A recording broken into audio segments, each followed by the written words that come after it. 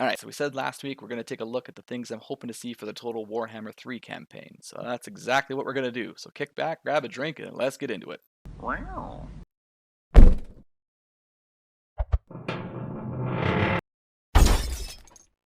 All right, so before we get too far into things, let me lay down the basic ground rules of everything that we're going to get into. First things first, who are we expecting to see in it, the campaign? Now, I've said in a lot of my other videos about who the fourth option could be, and we're not really going to delve into the fourth option here because they're not set in stone. But the three that we know for sure are being in at launch are Demons of Chaos, Chaos Dwarves, and Ogre Kingdoms. There's no two ways around it. Those for sure will be the launch races of Game 3. With those also in mind, of course, we know that the Far East is going to be the campaign map. How far east is, again, another debate, not one we're going to get into here. But again, we sort of know where we're looking. Now, taking those two in line, what are we expecting the setting of Game 3 to be? I'm expecting it to be sort of based around the end times. Now, before everyone flips a table and flips out at me, what I mean is not following the end times down to a T, but that being the sort of overarching setting of the place. So, kind of like how Game 2 had the Vortex campaign, I think Game 3 will be sort of everyone's aiming for their own particular end of the world that they want to see. Or maybe not end of the world, that has a negative connotation. Everyone's aiming to shape the world in how they think is best. So, for example, we saw the end times from Chaos perspective, where they wiped everyone out and killed everything, and same with the Gesh. And that's all well and good, but for example, what if the Empire had won? What if the Greenskids had won? What if the Ogre Kingdoms had won? We didn't really get to see that perspective, and I think that's what we'll sort of see as the sandbox option in Game 3. All right, so to get started, I think that the campaign for Game 3 for all factions will kind of actually vaguely follow the Vortex campaign from Game 2, but the later Vortex campaign from Game 2, not the launch one. So I'm not sure how many people actually noticed, but the focus in Game 2 actually shifted very dramatically from where we are now compared to launch. At launch, every single faction in the game had the exact same late game objective. They were all aiming to control the vortex in some fashion or another. You know, if you're the High Elves or Lizardmen, you were hoping to restore it. If you were the Dark Elves or the Skaven, you were hoping to rip it down. But really, you all went about the exact same thing as one another. You saved up a certain amount of your own personal currency, you know, went to stage 1, 2, 3, 4, and, at stage 4, you got your boss battle. But as time went on, that actually shifted a lot, right? So the Tomb Kings, when they were launched, didn't care about the Vortex at all. They had their own individual story that they were focused on, and I think that was a great idea because it wouldn't have made sense for the Tomb Kings to care about the Vortex. That means nothing to them.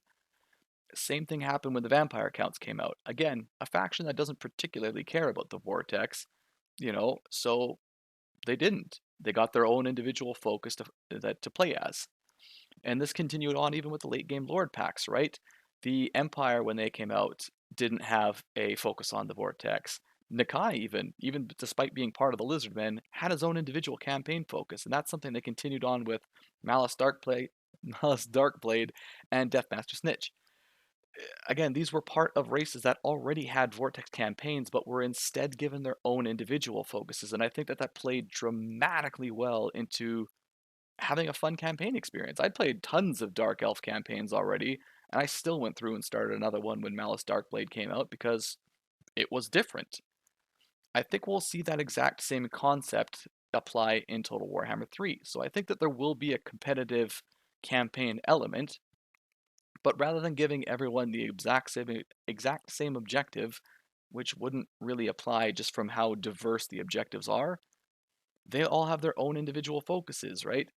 Some of these would be super easy to justify. Some of these would require a little bit more creativity from creative assembly, lo and behold. But again, they all have their own unique flavors, and I think that that would play in well.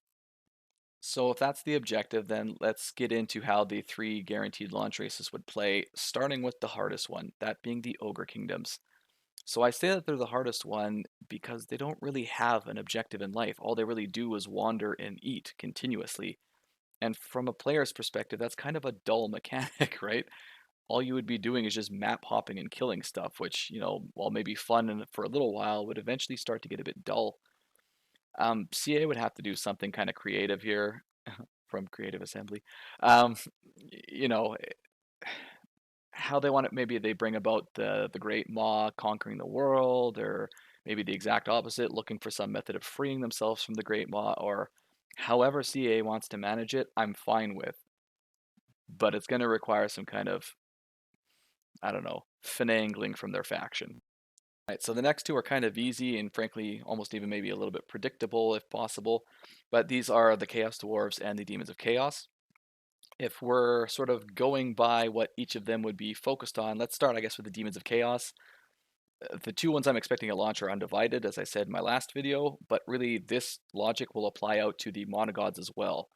So the gods of chaos are all part of the Great Game. If you're unfamiliar with the lore, the Great Game is essentially, without breaking kind of unspoken rules, they're all trying to usurp one another and become the dominant chaotic god.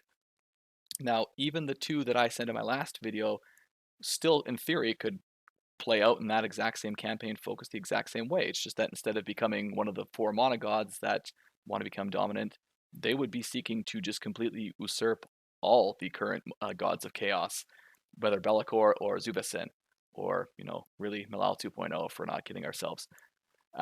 Stage one could be getting a certain amount of chaotic corruption throughout the world, and then killing off one of four monogod armies. So, there would be a Khorne army on the map somewhere, a Nurgle, a Slaanesh, and a Tzeentch.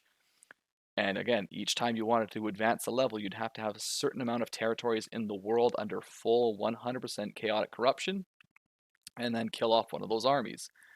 As you progressed, your own individual legendary lord's power could dramatically increase.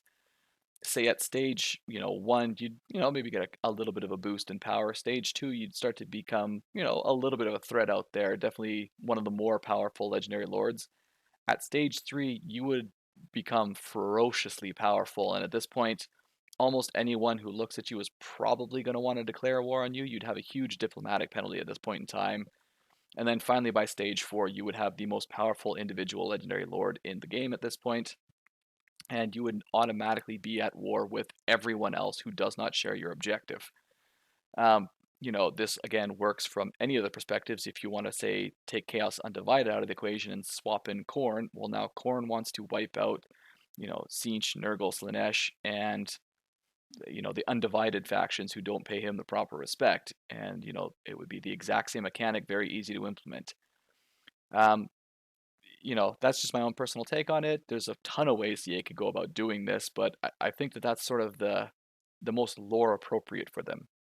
Similarly, if not even easier, the Chaos Dwarves would also have a pretty easy to justify campaign focus. This would be increasing worship of their god Hashut, as well as wiping out their loyalist kin. To me, this one would actually be a pretty simple one if they went with the ideas that I'm going with here. You would have stage one be finding this one area on the map, whether that's currently occupied by loyalists or not, taking it over. Stage two would be getting a certain building, like a landmark style building, built at that location. Stage three would be getting that landmark location up to level 5, and then stage 4 would be getting a particular super unit built out of that tier 5 building.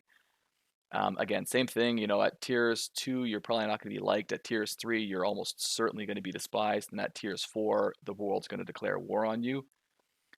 But, again, it kind of fits into the theme of the Chaos Dwarves, right? These are by far the most genius level builders in the entire setting. Like, Skaven wished they were on this level.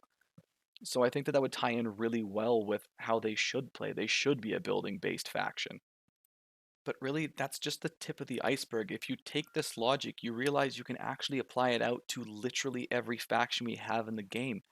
So, for example, at the moment, as cruel as it sounds to say, there's not really a lot of point in playing the Greenskins, Vampire Counts, Dwarves, most of Bretonnia, most of the Empire, Norska, Chaos, like Beastmen, what else?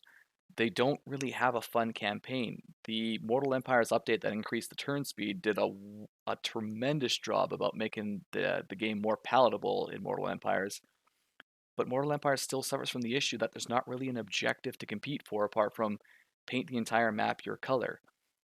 And I think that went a long way towards explaining why so few players actually bothered completing a campaign in the first game, because it wasn't fun. There was nothing to aim for.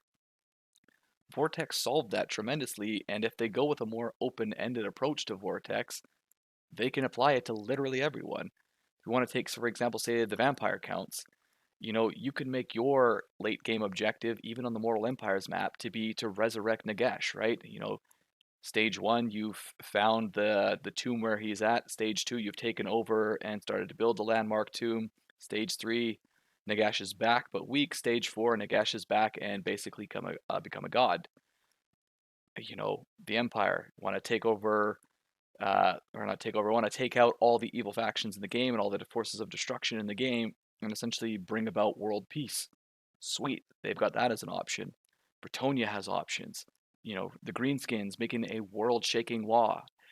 Everyone can have their own individual campaign focus, and I think that that goes a long way towards making sure that Game 3 is actually fun no matter who you're using.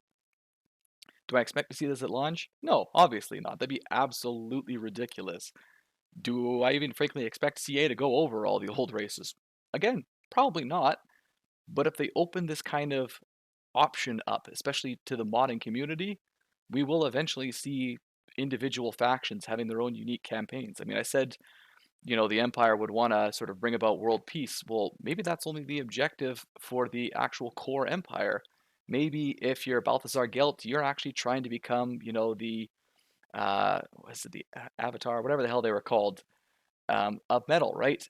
Maybe as, say, I don't know, take your pick here. Maybe as, say, Manfred von Karstein, you are hoping to bring back Nagash, but if you're Vlad, you've got maybe a slightly different objective about just making sure that you and Isabella can live together forever. I don't really care how you go about doing it, but by opening up this campaign system, you open up a whole world of possibilities for all the pre-existing game 1 and 2 factions. Some of them would be even easy. If you look at the Tomb Kings, there's not a reason really to change anything for them between games 2 and 3 if game 3 still allows for an open-ended campaign that already got, right? And so I've gone over all the good things and frankly even the hoping but probably unlikely things. Now I just want to kind of finish out with probably a negative thing. That's going to be balancing the game 1 and 2 races into game 3. Now, this might seem kind of asinine given that, presumably the campaign for game 3 would be naturally self-balancing anyways, but there's a few issues that crop up, one of them being the map itself. If you look at the Far East, there is a ton of water in it. Like, it's kind of New World and then some. But on the flip side, the mainland is all land. So you end up with this weird issue where, for example, the Dark Elves and the Vampire Coast are going to be extraordinarily powerful down towards the south, and yet pretty unimpressive up towards the north, right? And that's just the first one that crops up. Something else I can see being an issue is if we have the Demons of Chaos being, one of the launch races and also the Chaos Dwarves, there's going to be a lot of chaotic corruption running around. So any of the other factions in the game that are popping in that don't want chaotic corruption are going to be in for one hell of a slog, especially if we see things like Koresh also featuring chaotic corruption and the like. Again, sounds like a small thing, but for a campaign playing perspective, that could make a pretty big chunk of difference. Again, yet again, continuing the theme of how things are going to work, the Skaven corruption mechanic works really great in the small scale of the Vortex campaign and kind of peters out maybe a little bit towards the Mortal Empires campaign.